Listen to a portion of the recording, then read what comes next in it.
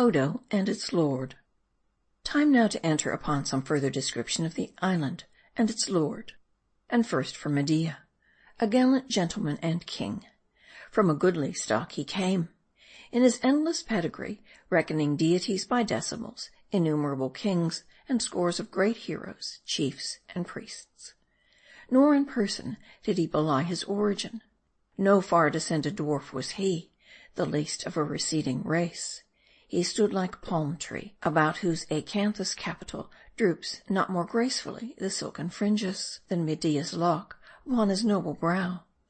Strong was his arm to wield the club, or hurl the javelin, and potent, I ween, round a maiden's waist. Thus much here for Medea. Now comes his isle. Our pleasant ramble found it a little round world by itself, full of beauties as a garden, checkered by charming groves, watered by roving brooks, and fringed all round by a border of palm trees, whose roots drew nourishment from the water. But though abounding in other quarters of the archipelago, not a solitary breadfruit grew in Odo. A noteworthy circumstance, observable in these regions, where islands close adjoining so differ in their soil that certain fruits growing genially in one are foreign to another. But Odo was famed for its guavas, whose flavor was likened to the flavor of new-blown lips, and for its grapes, whose juices prompted many a laugh and many a groan. Beside the city where Medea dwelt, there were few other clusters of habitations in Odo. The higher classes living here and there in separate households, but not as eremites. Some buried themselves in the cool, quivering bosoms of the groves. Others, fancying a marine vicinity, dwelt hard by the beach in little cages of bamboo, whence of mornings they sallied out with jocund cries, and went plunging into the refreshing bath, whose frothy margin was the threshold of their dwellings. Others still, like birds, built their nests among the sylvan nooks of the elevated interior, whence all below, and hazy green, lay steeped in languor the island's throbbing heart.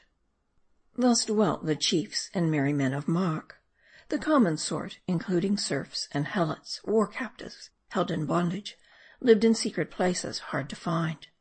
Whence it came that to a stranger the whole isle looked carefree and beautiful. Deep among the ravines and the rocks, these beings lived in noisome caves, lairs for beasts, not human homes, or built them coops of rotten boughs, living trees were banned them, whose mouldy hearts hatched vermin. Fearing infection of some plague born of this filth, the chiefs of Odo seldom passed that way, and looking round with their green retreats, in pouring out their wine, and plucking from orchards of the best, marveled how these swine could grovel in the mire, and wear such sallow cheeks. But they offered no sweet homes.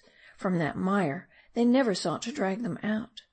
They opened through no orchard, and intermitted not the mandates that condemned their drudges to a life of deaths.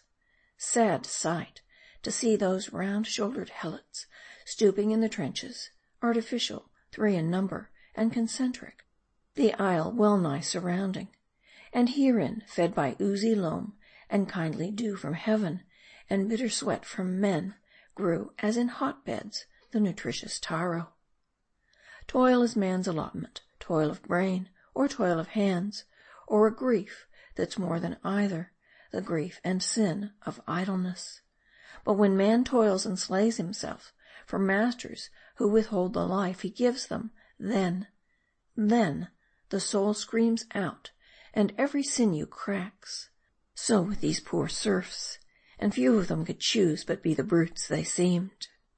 Now needs it to be said that Odo was no land of pleasure unalloyed, and plenty without a pause. Odo, in whose lurking places infants turned from breasts whence flowed no nourishment. Odo, in whose inmost haunts dark groves were brooding, passing what you heard most dismal cries, and voices cursing Medea.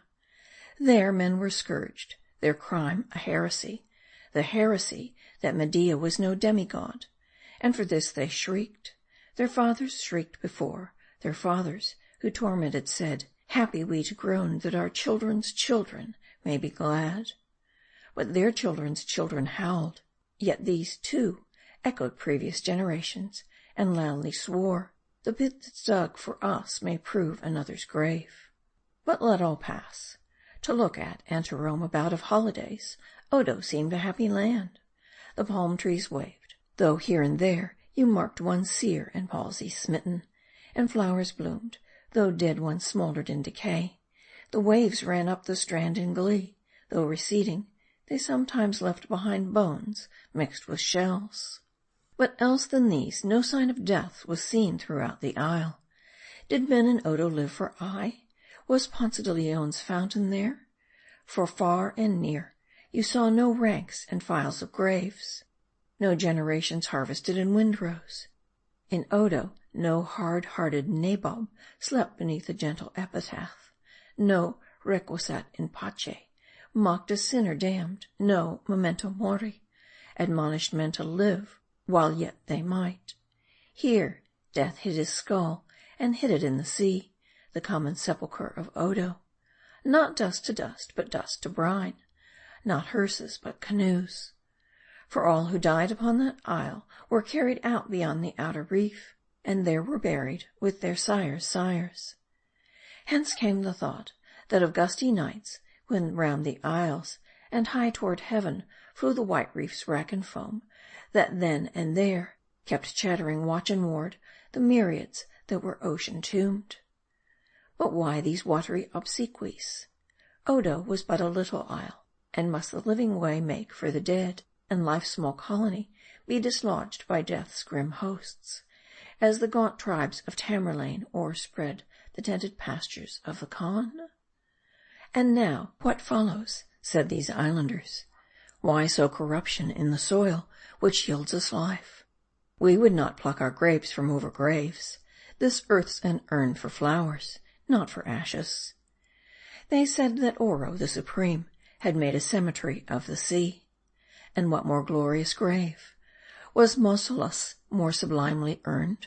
Or do the minster lamps that burn before the tomb of Charlemagne show more pomp than all the stars that blaze above the shipwrecked mariner?